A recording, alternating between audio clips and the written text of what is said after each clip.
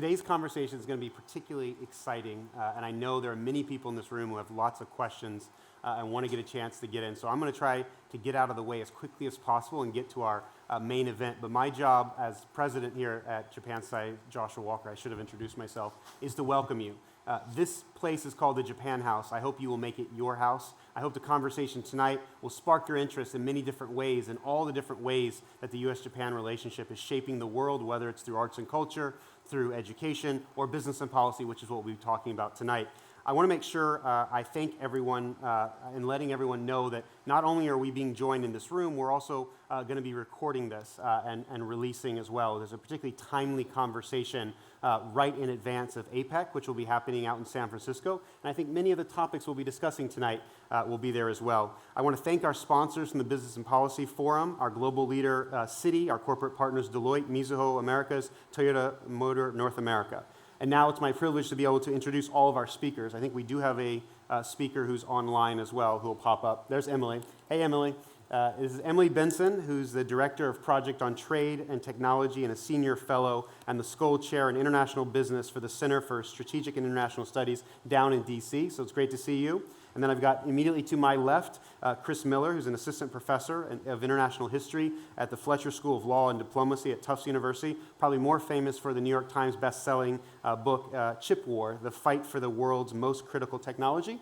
And of course, Professor Kazuto Suzuki, who's a professor of science and technology policy at the Graduate School of Public Policy at Todai, University of Tokyo, who's just arrived. So with that introduction, let me jump right in to the big discussion for today. Today's title is about U.S. China technology competition. So Chris, since you literally have written the book on this, how do you explain to a general audience, but also a sophisticated audience of New Yorkers that are very discerning in their view, and they've taken their time out of their busy schedule to come and listen, why should they care about what U.S.-China tech war is, and what does that mean, and how is this playing out over technology?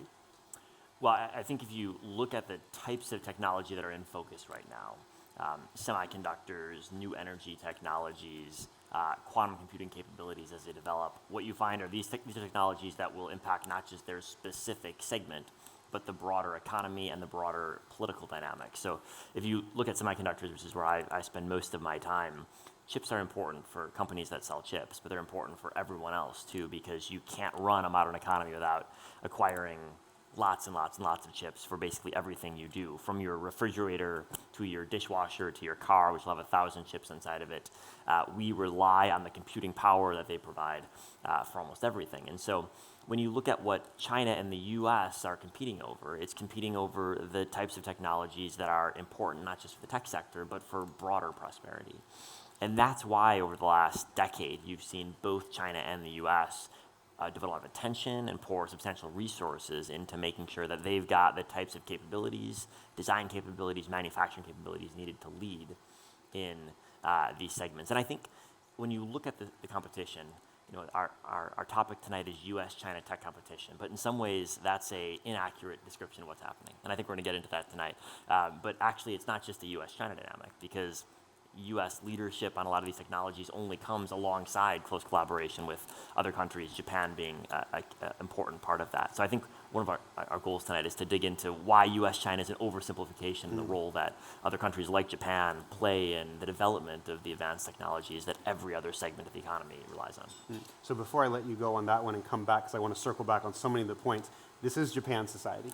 So I'd be remiss if I didn't point out that if you read, and everyone should go out and get a copy of Chris's fabulous book, you talk a lot about Japan and its role specifically in semiconductors and the role that Japan has historically had. Sometimes people forget. It's very easy as a country and as a society as dynamic as this one that we keep on looking to the future. But where does Japan factor into this? And from your point of view, both its history, but also where you think Japan could be engaged in this broader conversation about U.S. and China and the competition?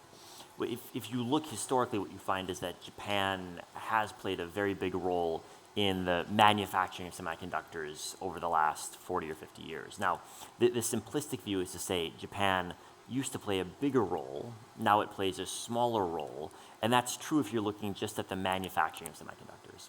If you rewind the clock back to 1990, around half of the world's chips were produced in Japan. Today it's closer to 10%.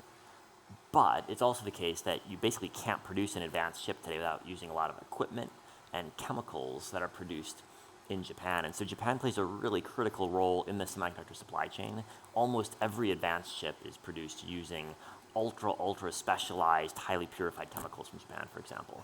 Companies that, even in the chip industry, most people have scarcely heard of, but that we all rely on for our phones and our cars and our PCs and the data centers that process and store all of our data. And so Japan's role is actually critical. It's basically irreplaceable today, even though the number of chips produced in Japan has declined.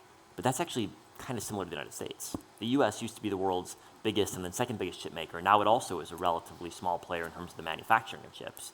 But the US designs most of the world chips. It creates most of the software that is used to design chips, and it also produces a lot of the tools that are used to manufacture chips. So both the US and Japan and other countries like Korea, like Taiwan, have been enmeshed in really complex supply chains that has produced a whole lot of efficiency and driven technology forward as a result. Great, thank you. There's a lot I'm going to come back to. But Emily, let me bring you in on the conversation.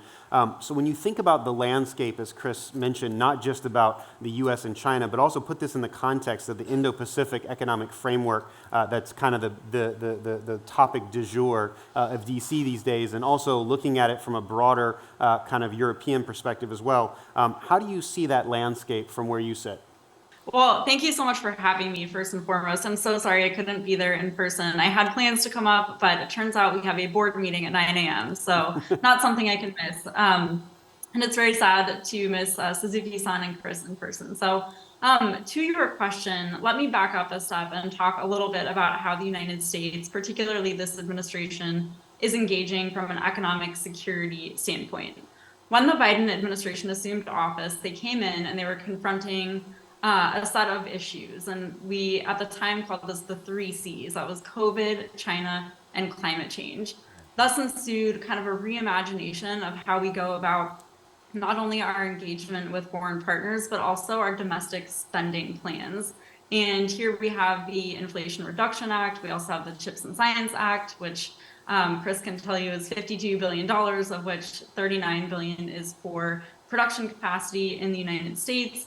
But on the economic engagement side, the United States has really infused national security into what was traditionally the trade and economics realm. What this means is that it has expanded its use of export controls and outbound investment screening tools, making broader use of these kind of protective parts of the toolkit. And at the end of the day, what that's saying is that deeper cooperation on the national security element is actually a prerequisite to deeper cooperation. What's a little bit interesting is this Indo-Pacific economic framework that you mentioned, which the United States is negotiating with 13 close partners. This is not a traditional trade framework. There's a tendency in Washington to simplify and say, oh, this is this administration's answer to the CPTPP, but it's really not. It's lacking market access provisions, and it's mostly a standards or signaling device about where we want to head as an Indo-Pacific region. It's divided into 4 key pillars. The first is a trade pillar, which USTR is overseeing. It has various subsets like trade in the environment or digital trade. The second pillar, which has actually already been concluded, is on supply chains and supply chain security, transparency, resiliency. There's a third on the clean economy, so all things climate, and then a fourth on corruption and kind of transparent democratic functions in the region. What's interesting is that when we look at the current approach to trade, it's not only economic security, but it's very supply chain focused. And I think that's really something that's important in the semiconductor context. What's curious, however, is that semiconductors really haven't come up to the extent that we anticipated in the IPEF. And I think that's something that we'll have to get to in the next round of negotiations, potentially in 2024, if they do continue. But for now, this is a very good baseline for building more transparency, information sharing, and identifying who has what inputs in the region that can build a more secure semiconductor supply chain. Great, thank you. You talked about the 3 Cs of kind of COVID, China, and climate change.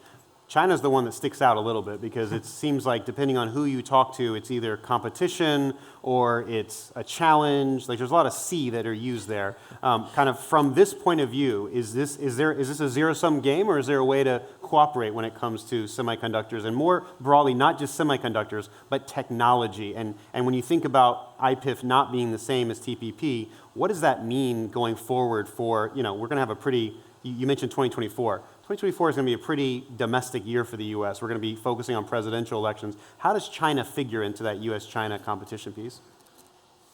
That's a great question. And I think what we're seeing the deeper we go into IPEF is that it will function more similarly to an ASEAN or APEC. And a lot of the deeper cooperation will be probably at the bilateral or minilateral level. Japan is actually one of the very early success stories of the friendshoring agenda, the term that Secretary Yellen has used. Friendshoring essentially means moving a supply chain out of a jurisdiction that could pose a national security threat to one that does not. And everyone kept saying, well, our supply chain is actually moving. And in the case of Japan, they are. If you look at the Rapidus Corporation example, the US government and Japanese governments were able to negotiate between each other how to free up patents on the US side and then start producing some very advanced semiconductor, the 2 nanometer nodes going forward. And I think what this says is that if you have parity on export controls, so you align on the utility of a national security forward economic agenda, then that frees up a lot of space to actually invest together, because you know that the propensity for leakage of this advanced technology would be relatively lower, meaning there's less of a risk that China gets its hands on items that the US thinks could be used against it in the future. Great, thank you. Now, I know I'm supposed to call you Suzuki Sensei, but given that you've got Todai and the head of hair you have, but I've known you for too long, so I'm going to call you Kazuto-san to be fair to everybody else. No problem. You've heard a lot of stuff about Japan and its importance. You're coming from Japan, or you were coming from Japan. What's the view from Tokyo? And kind of as you listen to this discussion, high level and kind of history where we've come from, and then very specific in terms of the agenda of what this means for the Biden administration, where does Japan fit into this, and kind of what are your thoughts more broadly on this conversation? Well, I think, first of all, Japan has been pretty much shocked to know that we are not making the high-end chips.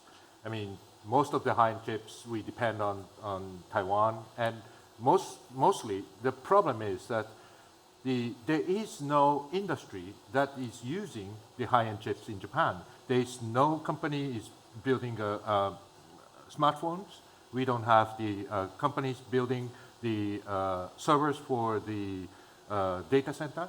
So there are a number of companies which are using the semiconductor are pretty much sort of a mediocre 28 nano node, sort of a 2-3 generations before chips. And that's why when the TSMC comes to Kumamoto, the major production of the semiconductor in Kumamoto is 28 nano. So this is the kind of things that Japan realized that we are far behind the semiconductor industry. Although, as Chris said, that we do have the very sophisticated manufacturing equipments, and we do have chemicals, so we are playing the substantial role in the supply chain of the semiconductor industry. But at the end of the day, what people see is the product, where it's made from. And I think, depending heavily on Taiwan is a risk because of the possibility of the Taiwan contingency. So that's the second concern about Japan being, held up by this, possible confrontation between China and Taiwan. And there might be a possibility that these chips made in Taiwan may not come to our industry, which will suffocate the Japanese industry. The third part of the Japanese understanding in this framework is that there is a lot of application of the semiconductor, as Emily and Chris said. So when Japan was asked by the United States to consider following the U.S. Export control towards China, which was established in October last year. And it took about 6 months to figure out whether we should export our manufacturing equipment to China or not. And there was a lot of discussion between the government and the industry to make sure that which product of the company will be exported to China and which shall not. And this security concern, which may strengthen the military capability of China, is another point. So the decline of the Japanese semiconductor industry has made it possible for the government to invest and support heavily on Rapidus, which is aiming at having a 2 nano node chips in Hokkaido, and that is another challenge. And this industrial policy, the revisal of the industrial policy on the semiconductor is the first point. The second point is the possibility of the supply, the stopping supply from Taiwan. And the third is a possible, strengthening the Chinese capabilities.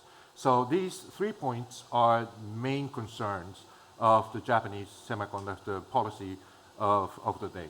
So taking a step back for a second, Japan has a long history with China. Yeah. A lot of Japanese culture is influenced by China. When you think about this competition between your most important and only ally as a security partner, guarantor, and your largest market for your private sector goods, that's not a healthy place to be if I'm Japan. And so the question is, we want you to be on one side of the equation, and obviously you're doing all these things in concert with U.S. Japan, but there's a lot of feeling in Japan that might say, well, we are closer, and can we, with the elections coming in America, what's going to happen, the uncertainty about Biden administration, Trump, et cetera. What's the Japanese perspective on how the U.S.-China competition and technology specifically plays out for Japan beyond just the semiconductors? Well, it's hard to tell because on the one hand, as an ally of the United States, we want to be we want to show our commitment to our alliance and try to be on the same page as the United States as possible. But at the same time, China is the largest market for the Japanese, particularly the manufacturing equipment industry, and also for the other industry as well. And I think we are trying to find the fine line between maintaining reducing the threat or the security threat from China because because of the geographical proximity, and Taiwan contingency, that will have a very strong impact and the implications for the Japanese security issues. So we don't want the Chinese military buildup, and we don't want to contribute to that. So, but at the same time, we want to continue maintaining a good economic relationship with China, and therefore we need to stick to the line of the small yard, high fence. So trying to limit the items that needs to be controlled, which may contribute to the Chinese military buildup, but trying to find the fine line that which are not contributing to that the Chinese buildup. So I think in that way we will be able to place ourselves on the same page with the United States and maintaining the sort of avoiding the security implications, but maintaining the economic relationship with China.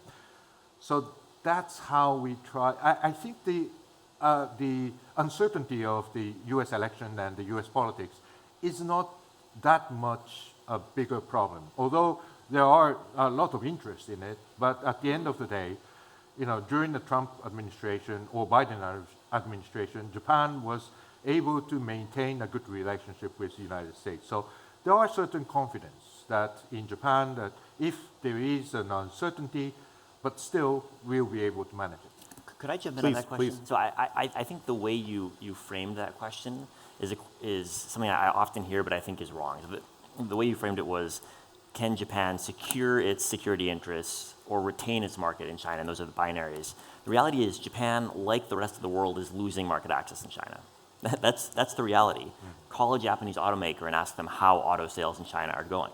They're going horrifically. And that's not true for Japanese, that's true for every foreign automaker in China.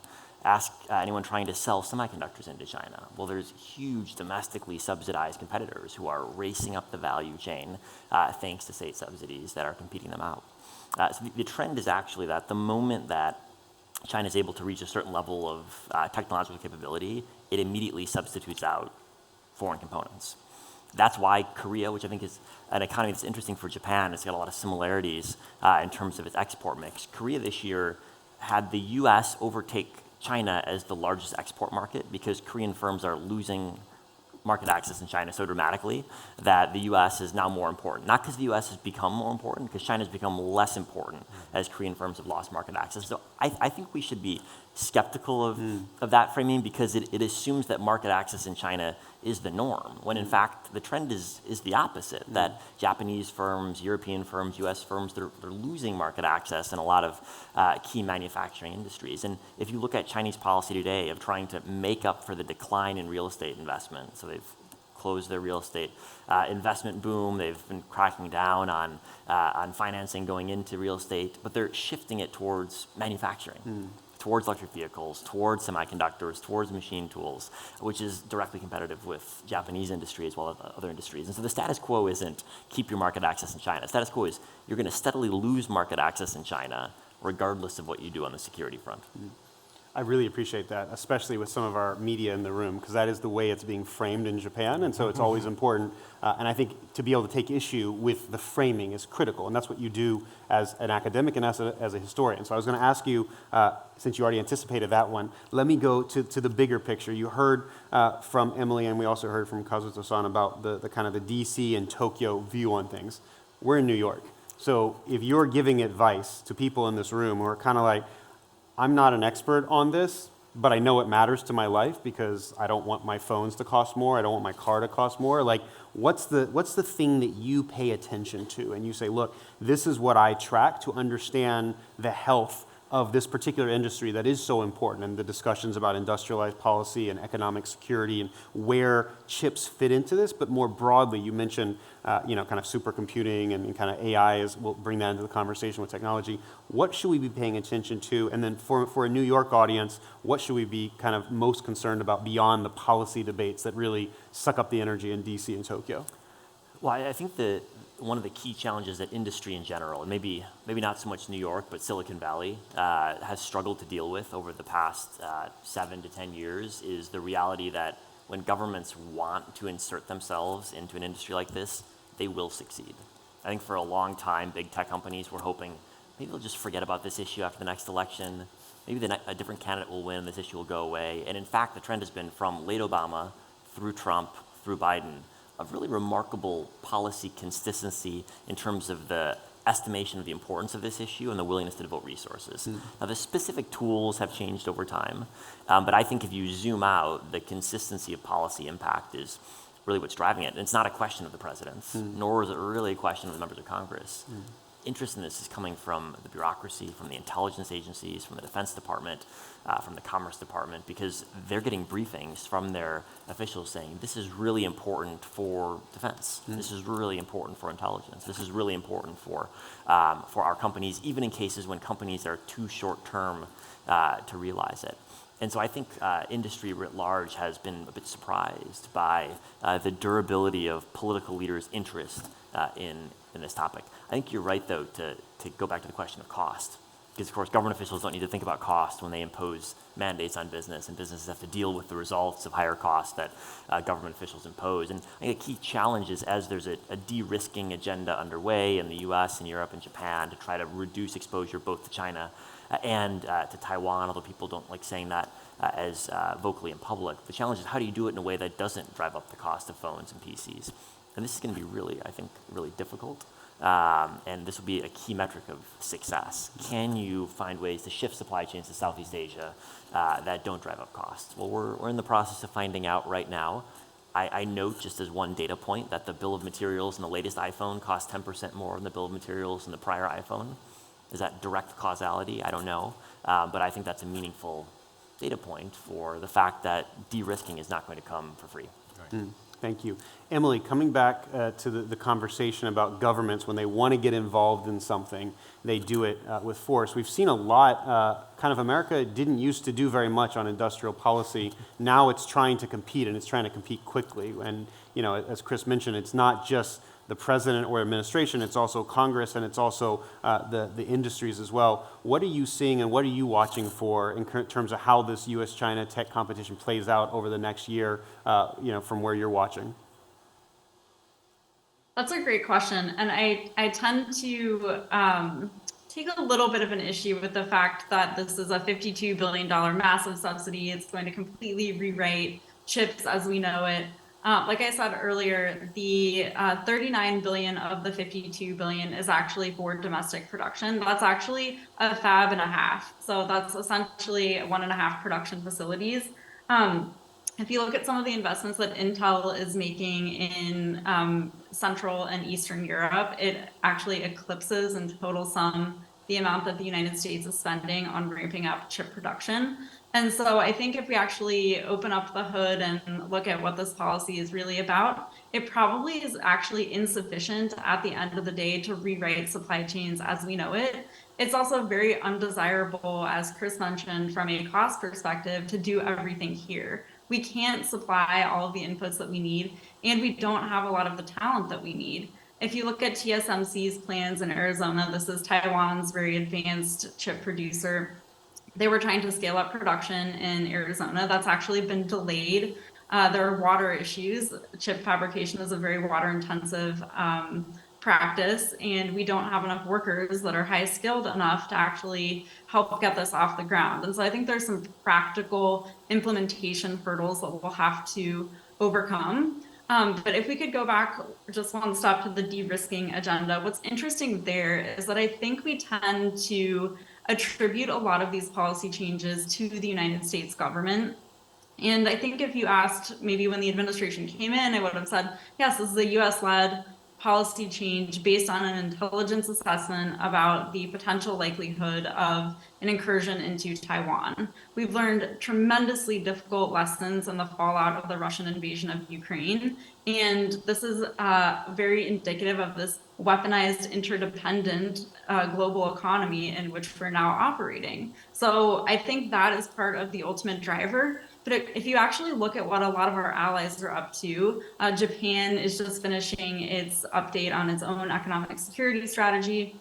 This follows the European Commission's release in June of its economic security strategy, and then the subsequent German strategy on China in July, which essentially says we do not want our supply chains to be vulnerable to geopolitical changes in one particular foreign jurisdiction. And if I were providing advice, I think this is one of your earlier questions, providing advice to onlookers who don't follow this every day, I think the lesson here is that there are so many concurrent crises facing our global economy right now that it really is time to start reassessing risk. And this is not only from kind of an intelligence security perspective, but it's just about making sure your supply chains are not overly exposed to a whole host of vulnerabilities. And what we've seen is that close allies are engaging in not only the protect side of the pillar, this is again preventing leakage of technology offshore, but also the promote. So the United States isn't the only one making sure that they're scaling up to pull ahead in the race. Korea, Japan, the European Union, we're all trying to do this at the same time. And the outstanding question right now is whether or not we can get together in a way that makes the deployment of funds, capital, all of these efforts more efficient for all of us as a means of offsetting some of the costs of controls. So taking that last point, which I really appreciated, being able to pool, and especially this year, we've seen U.S., Japan, and Korea get closer than they ever have, solving one of the major inefficiencies we've had over the last decade, at least, between Korea and Japan that have had some historical problems. How do you think about kind of the strategy moving forward, and where do you think, even the framing of the Indo-Pacific wasn't an American concept, right? It was actually, depending on who debates, I don't know if Kevin Rudd's in the audience, I think we can give Japan and Shinzo Abe credit for it. How do you think about this in terms of how Washington may not necessarily be the only one out there in front, but what Washington does will be watched carefully, and allies will compete over how American industrial policy and economic security policy plays out? Yeah, again, I think the US can only do so much. It's been extraordinarily adept, particularly in this administration, about going out and engaging in diplomatic talks with close partners. Again, the Rapidus example is just such a fantastic case study for what is possible, but it's very diplomatically inefficient. It's very labor intensive. It has implementation questions. And so that really falls on partner countries to raise their hand to more deeply cooperate on the supply chain reshuffle. It's interesting, about a year and a half ago, I was doing a study about semiconductor nearshoring in Latin and South America. And I asked a host of governments, well, what are you doing to participate more wholly in this supply chain security discussion? And the answer was essentially the same across the board, which is not a whole lot, because we have elections around the corner. And that tells you that there are certain domestic political constraints that sometimes intervene and make it very difficult for foreign partners to identify investment opportunities, changes to tax law, or some of the more traditional aspects of trade policy that can really attract added investment to move the supply chain. And so I think the United States recognizes that it plays a tremendous convening role, and it can really set the agenda and standards in a lot of ways. But this will have to be sort of an all hands on deck effort to make sure that we actually follow through on moving some of the supply chains. If you look at the Chinese decision to implement new licensing restrictions on gallium and germanium, which are used in semiconductor manufacturing, or more recently, the graphite restrictions that go into electric vehicle batteries, a lot of the CEOs in the United States stood up and said, don't worry about it. It's a warning shot. We can scale up production. We can keep costs relatively low. There will be a small cost, of course, but we can handle it. But what we've seen is that no one has really followed through. There is no added production capacity coming. We haven't adequately identified where the processing would occur. And that's, again, is a very concrete example of where the governments need to work in concert to identify how to actually offset some of these costs. And so I'm excited to see what happens in the next year, 2 or 3 years, particularly on that front. Great.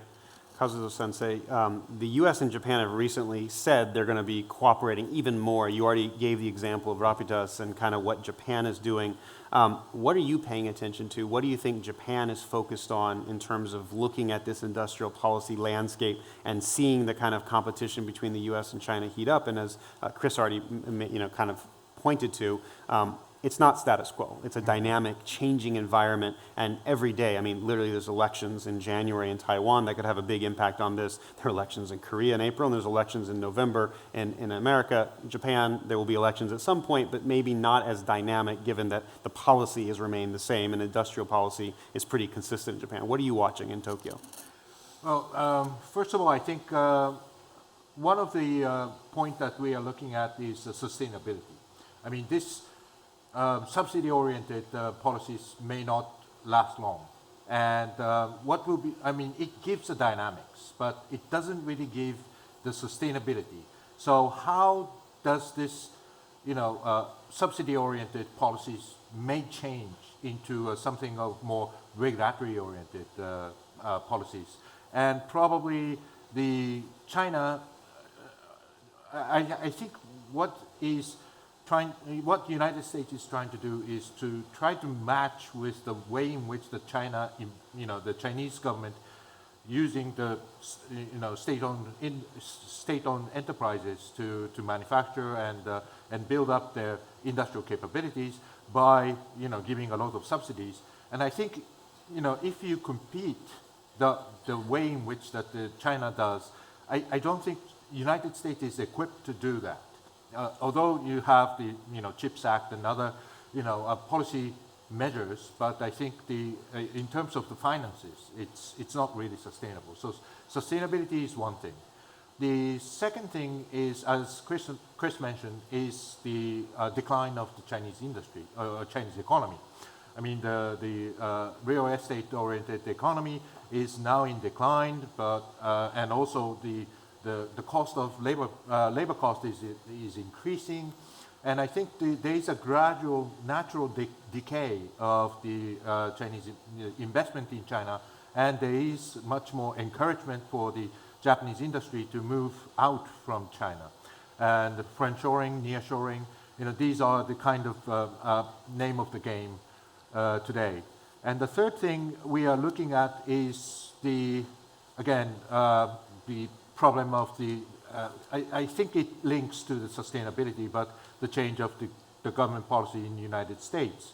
I think the Biden administration is so much focused on the diplomacy of the middle class, but if there is a change of the government and the Republican, whoever the nominee is, the Republican administration came in, then they may focus on a different thing. So this policy sustainability as well as the economic or the financial sustainability is the one thing, and the decline of the Chinese market is another.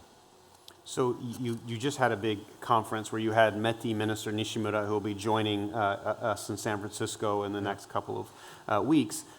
He's setting in many ways the policy when it comes to this particular industry. But there are so many other players in Japan, from the Prime Minister to the Foreign Minister to the Ministry of Finance players. How do you get all those players aligned and kind of work towards the same goal of kind of Japan's sustainability and Japan's focus, and working with an ally like the United States that can be difficult in terms of all the same ministries we deal with in terms of Commerce, State Department, Treasury, State. How do you get that type of cohesion that you're describing?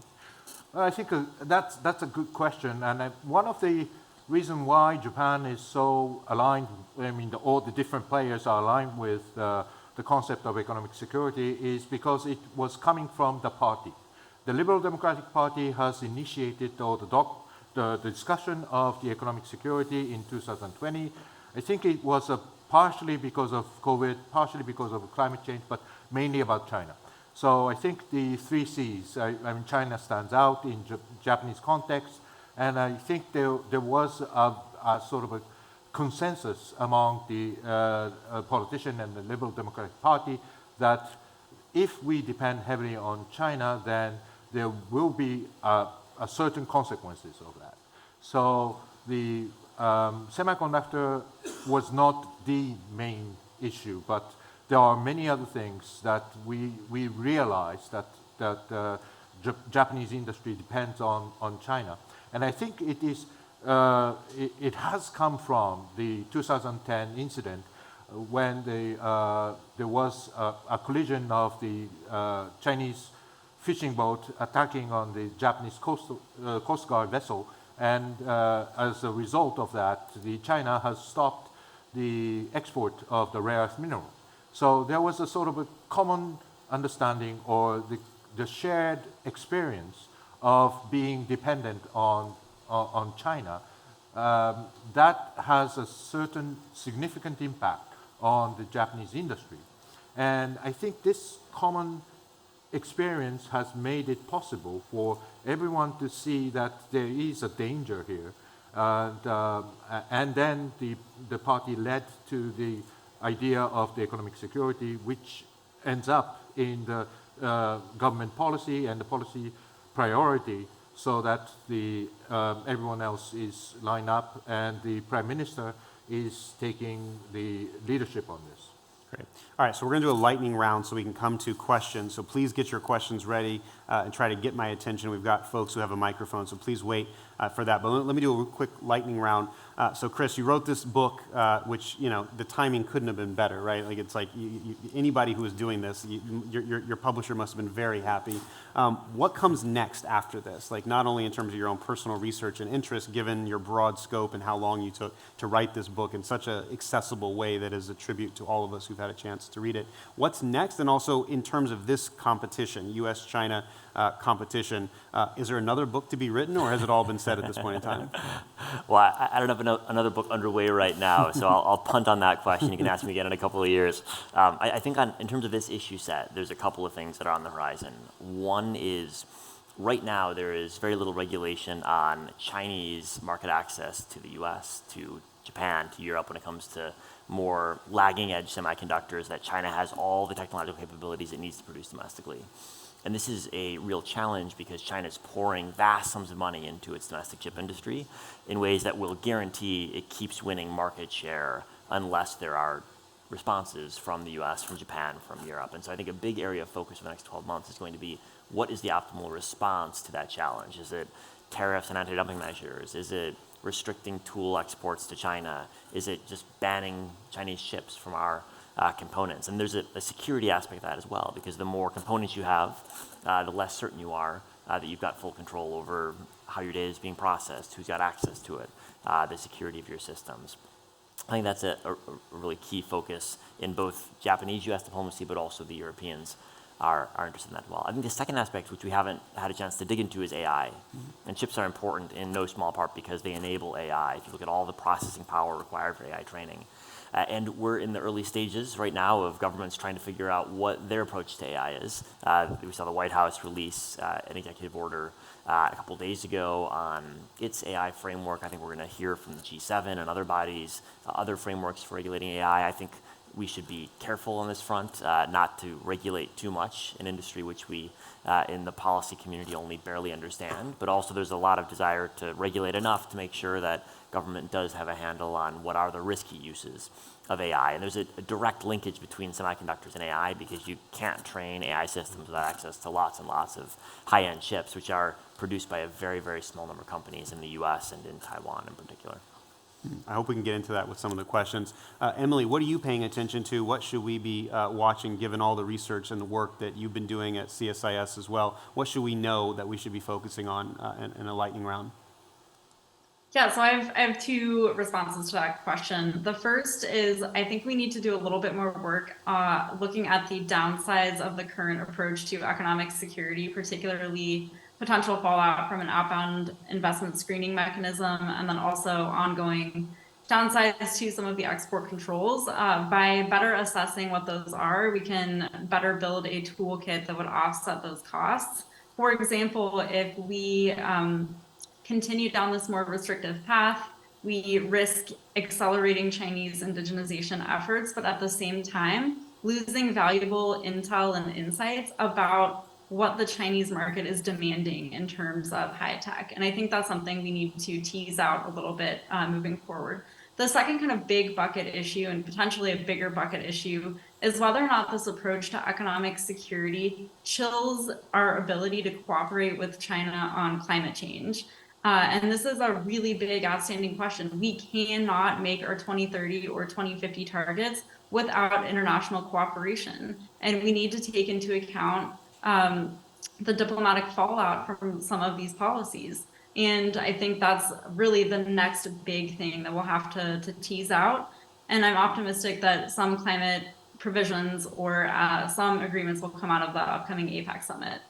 All right. Last word to Japan. What are you paying attention to?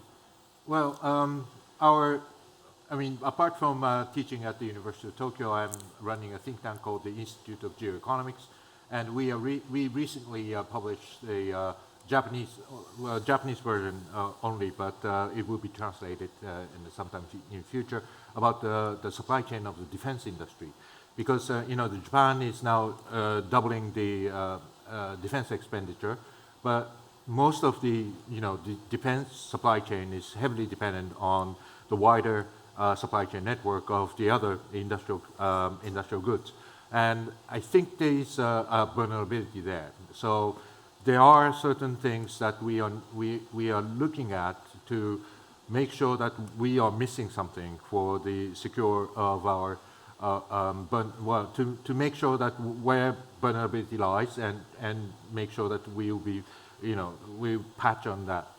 The other things that we are working on is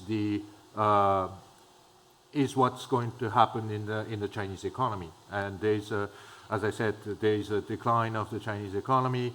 What will be the potential for the Japanese economy and the Japanese industry to be in China, or is it is it a dead end, or what will be the future prospect for being in China?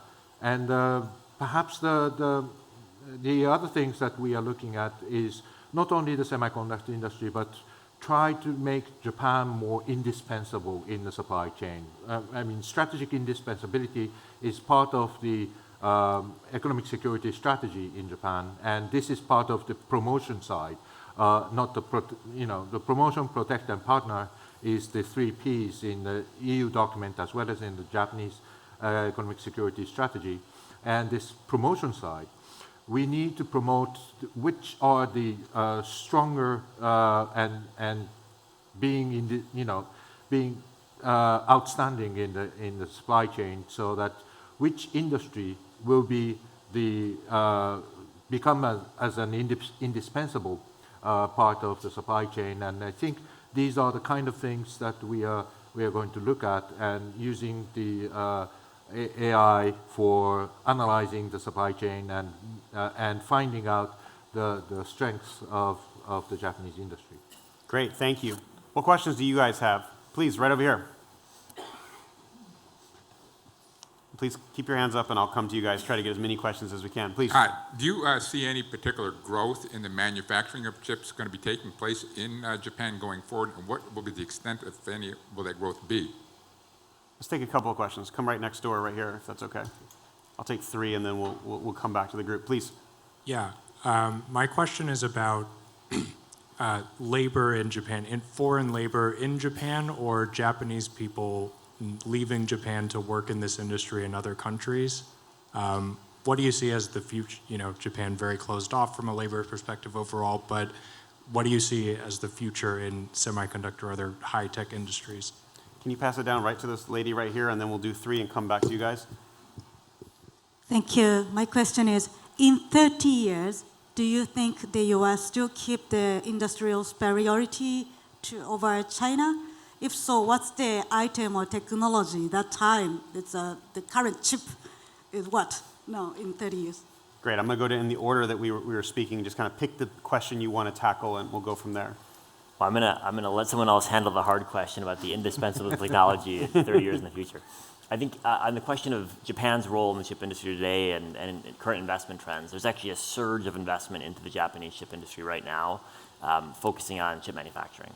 Partly because the Japanese government has been quite generous, but also because I've heard Taiwanese chip makers say that they found the cost of production in Japan is the same as in Taiwan, right. Which I thought was interesting to hear.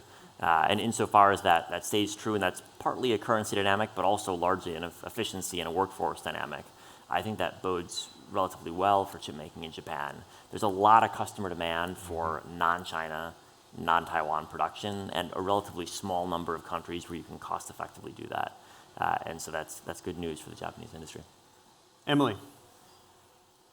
Yeah, I will take a stab at the third one, despite Yogi Berra's good advice, which is it's very hard to make predictions, especially about the future. But I think that the indispensable technology will probably have to do with electrification.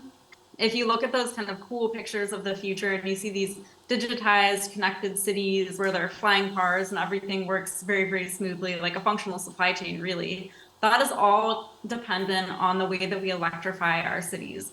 I don't know exactly what that will look like, and of course, chips will be part of that equation, but I think we will see leaps and bounds in our use of renewable power to build the cities of the future. Well, I take the second question about the Japanese labor force. I mean, because of the depreciation of yen, I mean, these days, Japanese labor force are bargain. I think the quality of the labor force in Japan is fairly high.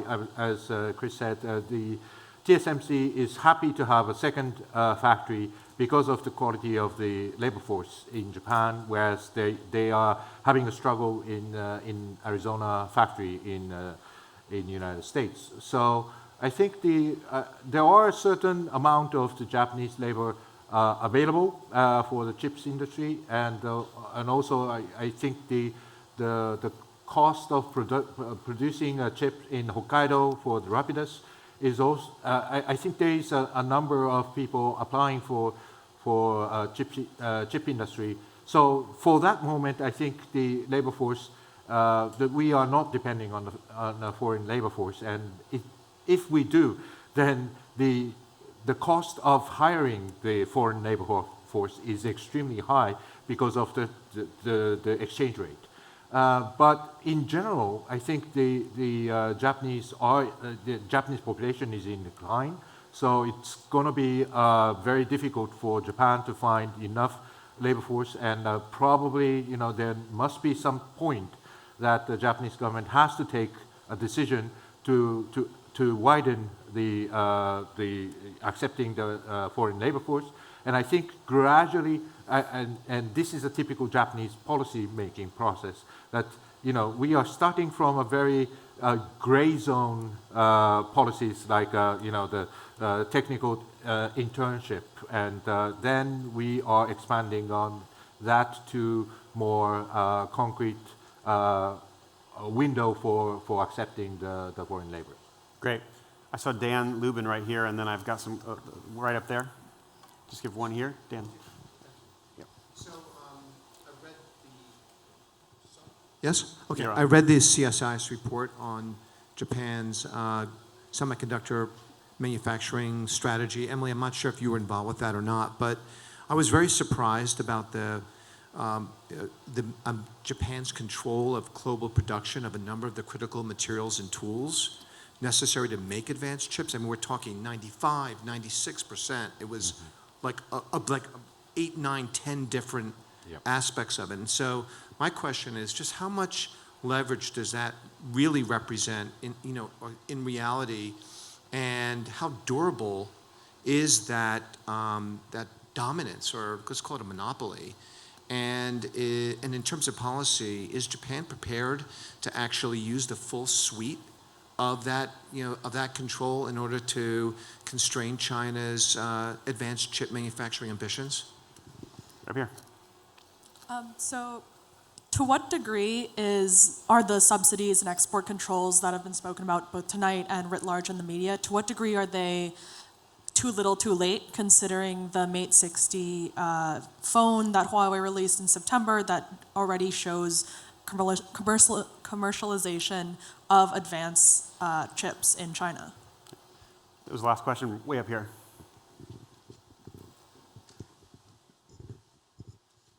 Hi, so I often see comparisons between the trade war between Japan and US during the 80s and the trade war with China now. I often see this narrative that the US destroyed the Japanese chip industry in the 80s through Plaza Accord and the trade agreement, and now it's doing the same with China. What are your thoughts on that? Okay. Same order? So I would say a couple of things. I think first off, there are some obvious similarities between U.S. Japan in the 80s and 90s and U.S. China today, and one glaring difference, which is that in the 1980s, the U.S. was guaranteeing Japan's security and begging Japan to spend more on defense. Japan didn't do it, but that was the U.S. request.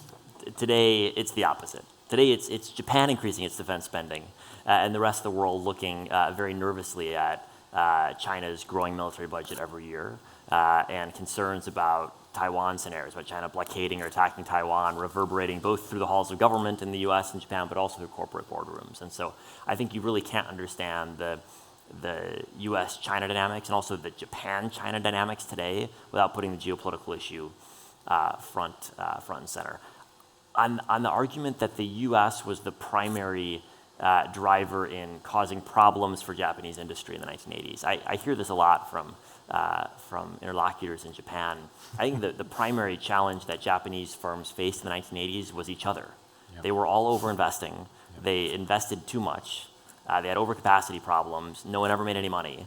And then by the early 1990s, they all realized it was a hopeless business and gave up because they'd all collectively overinvested. And so actually, I think the primary reason why Japan had this extraordinary growth in chip production and extraordinary decline was because in the 1980s, there was overinvestment. In the 1990s, it was corrected to the benefit of shareholders of the key chip producers, but to the detriment of Japan's market share. That wasn't something that the U.S. caused. That was something inherent to Japanese firms. And I think what's interesting is that if you look at the Japanese chip industry today, it's much better run, much better managed, much more profitable than the Japanese chip industry in the heyday of the industry when there were lots of companies producing lots of chips and making no money. So if you're a shareholder, you're vastly preferring today's scenario where companies like Shinetsu or Tokyo Electron have been extraordinary companies for the past 20, 30 years. They don't produce any chips. They produce the chemicals and the tools, but they've been irreplaceable in terms of their technology and also very, very successful financially. And so I think we should not buy into the thesis that the cause of Japan's problems in the 1980s was the U.S. The cause was primarily the poor business choices the Japanese firms made. Emily. Sure. I will credit my colleague Greg Allen with the Japan-focused report, but I will say that having 90 plus choke points over the supply chain isn't a guarantee. And that, again, highlights the utility of multilateralizing a lot of the controls. If only Japan were to implement the full use of its export control toolkit, that still wouldn't be sufficient in reining in capabilities because there are likely foreign availability of like products. I'd have to crunch some numbers to see, which chemicals or which inputs had like foreign availability, but that's a real concern. This is why the United States worked with Japan and the Netherlands to exercise very distinct choke points throughout the supply chain, so that altogether it made it much more expensive and time intensive for China to obtain those inputs. What's interesting is that the U.S. choke point in chips is essentially on IP, it's on the design, and that doesn't leave the United States with a lot of leverage. One of my other colleagues actually did an interesting report that said if you band together the G7, we actually have 400 points of control over the Chinese economy, but it's really only useful if we can all work together. That kind of leads to the next, which is the Mate 60 Pro Huawei announcement that materialized during Secretary Raimondo's visit. My understanding is that the jury's out. Jake Sullivan, the National Security Advisor, has recently said, we're going to pause and gather more information. At the same time, I think that if you're maxing out these DUV machines, it naturally shortens the lifespan of these machines. And so there is a scenario where within the next couple of years, the machines essentially cease to function. And if China has not been able to build up its own indigenous like products of the machine tooling, that they would have a much more difficult time continuing to produce these at scale, if they even can do it at scale right now. So I think it's to be determined more definitively. Thank you. Kazuo-sensei. The first question about the Japanese indispensability in the supply chain, I think it's not just about the capabilities. I think it's also about the skills of the labor.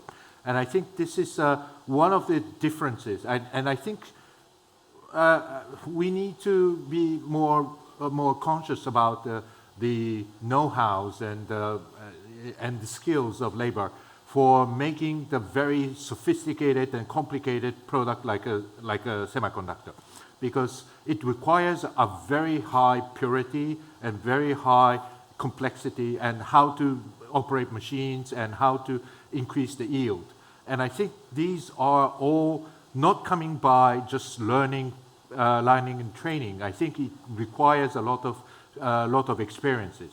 And I think Japan still have, and one of the reasons why Shinetsu is so good at making all this chemical is because they know how to reduce the how to increase the purity. And these are the kind of things that you cannot just simply learning from other countries. So that's why I think the China would have a problem. And as Emily mentioned about the DUV, this is a very sophisticated machine, and you require a very, very skilled labor for making all this mirrors and the lenses, and to make sure that you have the proper machine to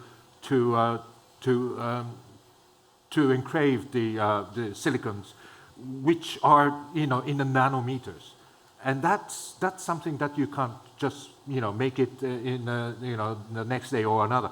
So basically, these kind of things will maintain the technical leads. It's not about the technology. It's about the experiences. It's about the skills. It's about the know-how. And those are the things, and I think that's addressing to the second question. These are the major reason why that the export control makes sense. And maybe it's not too late because, as Emily said, it's, if China cannot renew their machines, they cannot really get the proper machines, and they are capable of making those machines, but when it comes to the finesse of making the very sophisticated chip, it requires not weeks, months, but years and decades to achieve to that level. So I think these are the kind of things, these are the industry we are talking about, and this is why the chip war, as you said, is making all that sense. And I think one of the reasons why Japan has failed in maintaining its position in the 1980s and 90s is because of the overspending, but it's also because we are not spending too much on our strengths. Because the Japanese companies are doing all the design, it's a vertical integration. So the design, software, manufacturing, everything is done in one company like Fujitsu, Hitachi, Toshiba, etc. And they are competing each other, but they are all investing in all sectors of the chip manufacturing. But the arrival of TSMC has changed the game because the TSMC is the foundry, which is focusing only on the manufacturing. They don't do designing, they don't do software, and the United States has adjusted to that situation so that NVIDIA, the Intel, they are becoming as a sort of a chip designer instead of chip manufacturer. And I think these are the differences. And Japan did not fit into that new game, and that's why Japan has failed. But now we learn from our experience, and the Rapidus is the foundry. It's focusing on the manufacturing, but using a lot of companies, involving in the supply chain of the other companies. So it is involving IBM, the IMEC in Belgium, and all that alliances will make the Rapidus should make Rapidus successful. In many ways, that seems like a perfect place to end the conversation, but I want to invite you to a reception right afterwards. I come away very optimistic from this conversation. In some ways, I was dreading going into this saying, well, we're going to come out with more challenges. But to me, what the story I've heard from each of you is that the importance and focus seems to be there, and how the execution is where we're going to see, and whether or not U.S. and Japan can maintain the momentum. But what I heard on this stage today was very much a story of kind of future-oriented partnership, that particularly using semiconductors and chips as an example of what the future holds. I think the way you just framed that and the way each of you have done that is a tribute to all of us. So thank you for joining us tonight. Will you please join me in thanking Chris Miller, Emily Benson, and Kazuto Suzuki for the great conversation.